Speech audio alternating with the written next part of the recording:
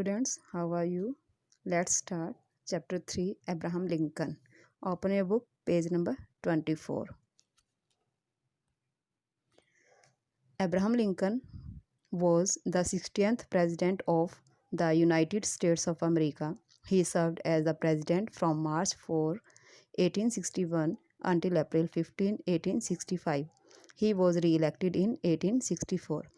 Abraham Lincoln जो थे वो यूएसए यानी कि अमेरिका के 16वें राष्ट्रपति थे और उन्होंने एज ए राष्ट्रपति वहाँ पर मार्च 4 मार्च 1861 से 15 अप्रैल 1865 तक अपना शासन किया और वो दोबारा से 1864 में दोबारा से फिर से राष्ट्रपति चुने गए। Abraham Lincoln was born in a log cabin near Hogbank, Kentucky. He had very little formal schooling and was mostly self-educated. He eventually became a lawyer and a Republican politician. He earned the nickname Honest Abe. Lincoln married Mary Todd in 1842. They had 4 sons, but only one, Robert, survived childhood.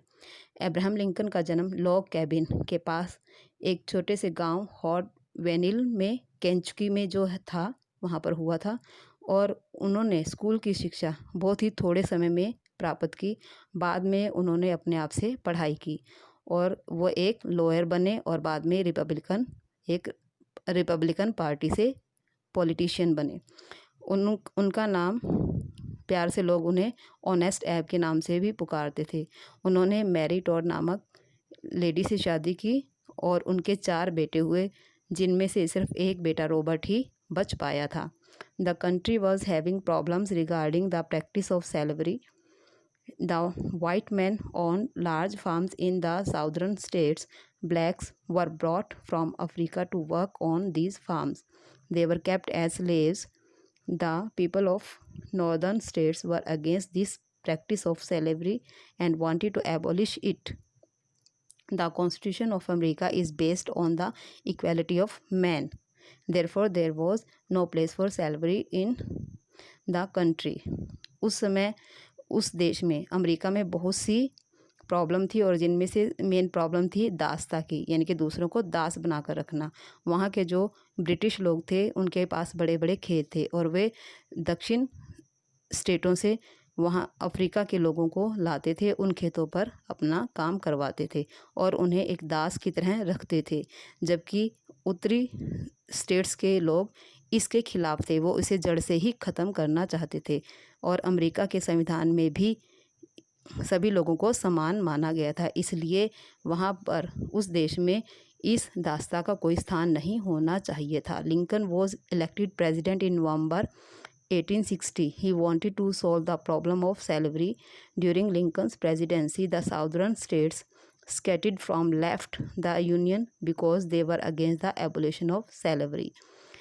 Lincoln को वहाँ का president नवंबर 1860 में चुना गया और वो भी इस दास्ता की प्रॉब्लम को ख़त्म करना चाहते थे। लेकिन जब तक लिंकन वहाँ पर प्रेसिडेंट रहे तो जो साउथ के स्टेट थे वो उन्होंने इस यूनियन को छोड़ना चाहा क्योंकि वो दास्ता को ख़त्म करने के खिलाफ थे। On the other hand, Lincoln and the northern states were against slavery.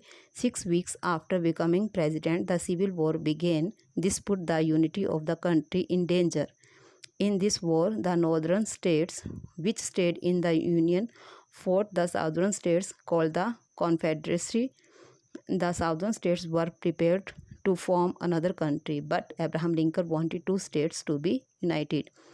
इसलिए जो दूसरी तरफ लिंकन और जो उत्तरी राज्य थे वो इस दास्ता के खिलाफ थे। 6 हफ्ते के बाद जब लिंकन प्रेसिडेंट बने, उसके 6 हफ्ते के बाद उस देश में सिविल वॉर, आपस में ही लोगों की वॉर शुरू होगी और देश की यूनिटी खतरे में पड़ गई क्योंकि जो उत्तरी राज्य थे वो इसको ख़त्म करना चाहते थे और साउथ के जो राज्य थे वो इसे चलाए रखना चाहते थे और वो इस देश को छोड़ने के लिए तैयार हो गए।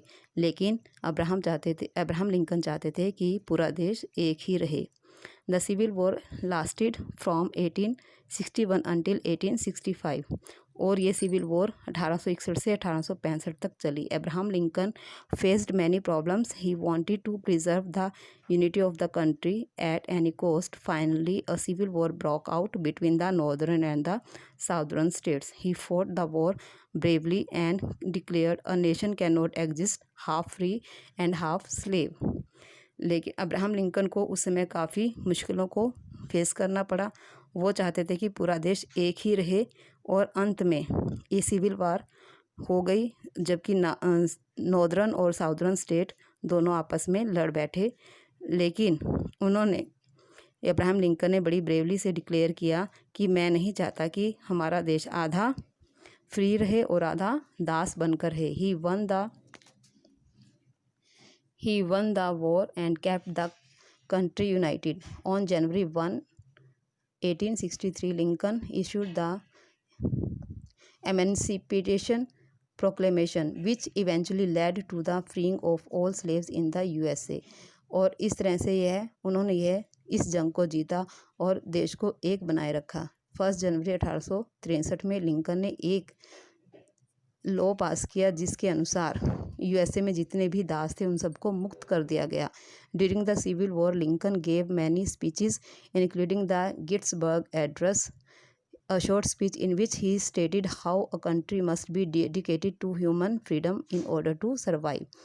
और अपने इस सिविल वॉर के दौरान लिंकन ने कई जगह काफ़ी स्पीच या भाषण दिए, जिनमें गेटिसबर्ग का भी एक स्पीच है जिसमें उन्होंने बताया कि कैसे एक देश अपने नागरिकों के आज़ादी को देकर अपने आप को या अपने नागरिकों को जीवित रख सकता है। Lincoln was reelected president in 1864।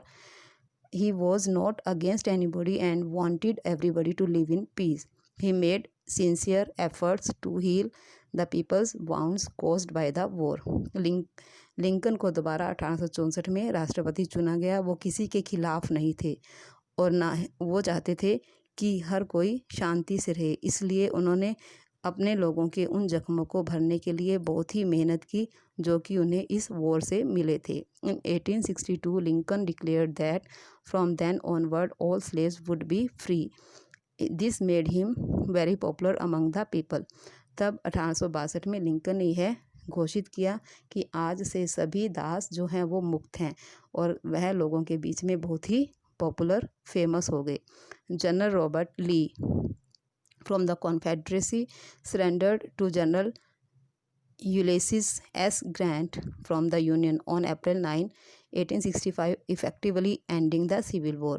इसलिए जनरल रॉबर्ट ई ली ने, जो कि कॉन्फेडरेसी से थे, उन्होंने जनरल यूलिसिस एस ग्रांट, जो कि यूनियन से थे, उनके आगे अपना सरेंडर कर दिया अप्रैल 1865 में, और ये सिविल वॉर ख़त्म हो गई। President Lincoln was shot on April 14, 1865 by John Wilkes Booth, an actor, at Ford's Theatre in Washington, D.C. Lincoln had been watching a play there. Lincoln died the next morning. He was the first U.S. president ever assassinated।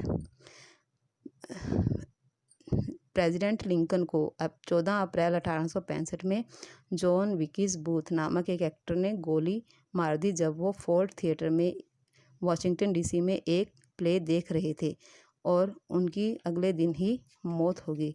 वे पहले president थे जो कि हमेशा याद रहेंगे। Thank you.